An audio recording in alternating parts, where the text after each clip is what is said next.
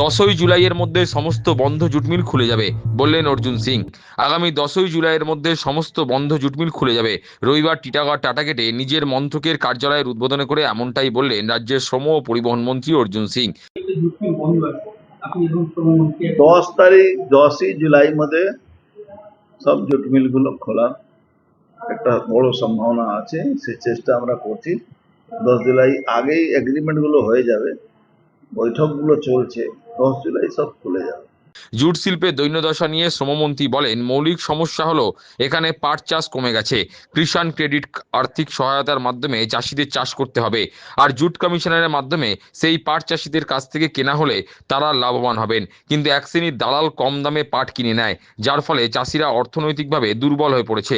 তিনি আরো জানান, জুট শ্রমিকরা যাতে পিএফ এবং ইএসআই থেকে বঞ্চিত না হন সেদিকেও নজর রাখা হচ্ছে। সমস্যা বুঝতে হবে। বেসিক সমস্যা হলো এখানে জুট চাষ কমে গেছে। জুট চাষ কমে যাওয়ার একটা সব থেকে বড় কারণ আছে কি,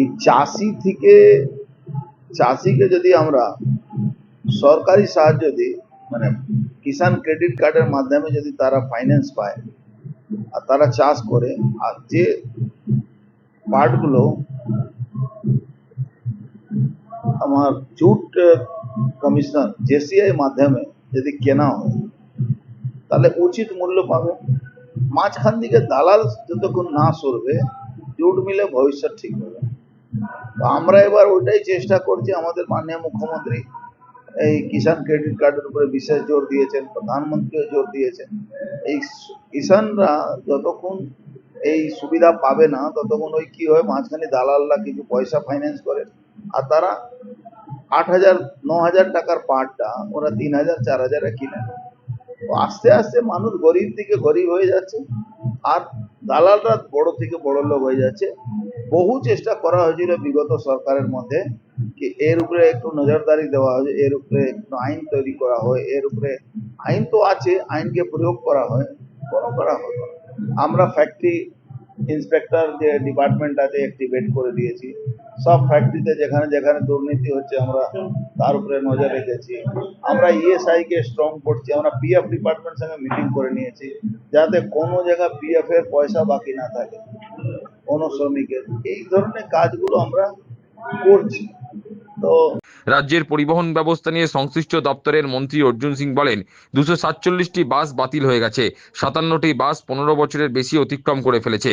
সুতরাং এই বাসগুলো চলবে না। তিনি জানান, মেইন রোডে টোটো চলবে না, মেইন রোডে বাস চলবে। তাছাড়া ইলেকট্রিক বাস কেনা হবে, তার জন্য চার্জিং পয়েন্ট বসানো হচ্ছে।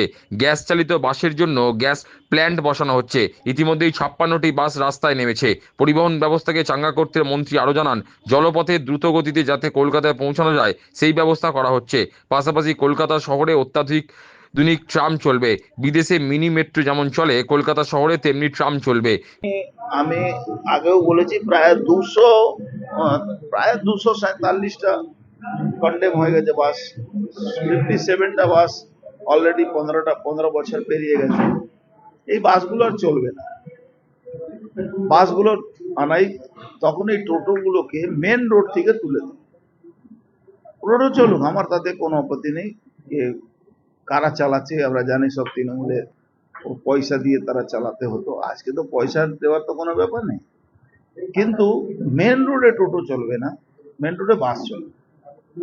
আমরা প্রাইভেট মালিকগুলোকেও বলছি বাসগুলো নামাও।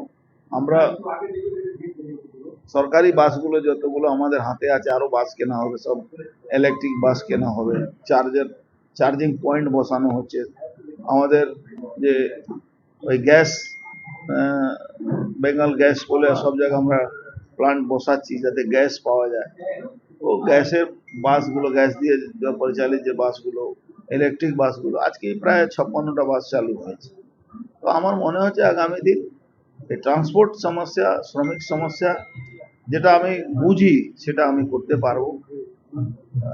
আরো একটা আমরা ফেরি সেবা মনে হচ্ছে শীঘ্রই চালু করব, যে একদম দ্রুত গতিতে ওয়াটার ইনল্যান্ডটা দ্রুত গতিতে কলকাতা পৌঁছানো যেতে পারে, এই ব্যবস্থা আমরা চালু করতে যাচ্ছি। ইভেন আপনারা শুনেছেন ইতিমধ্যে আমরা একদম মানে ট্রাম কলকাতা শহরে আমরা চালাবো। এটা আমাদের ড্রিম প্রজেক্ট আছে।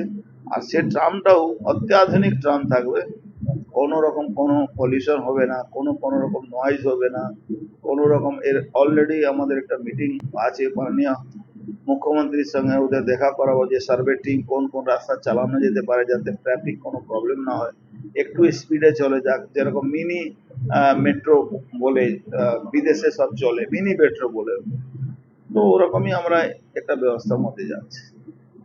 নিজের মন্ত্রকের কার্যালয় উদ্বোধন নিয়ে শ্রম ও পরিবহন দপ্তরের মন্ত্রী জানান, ব্যারাকপুর থেকে ডানলপ পর্যন্ত পরিবহন কর্মীদের সমস্যাও সমাধানের চেষ্টা করা হবে। তো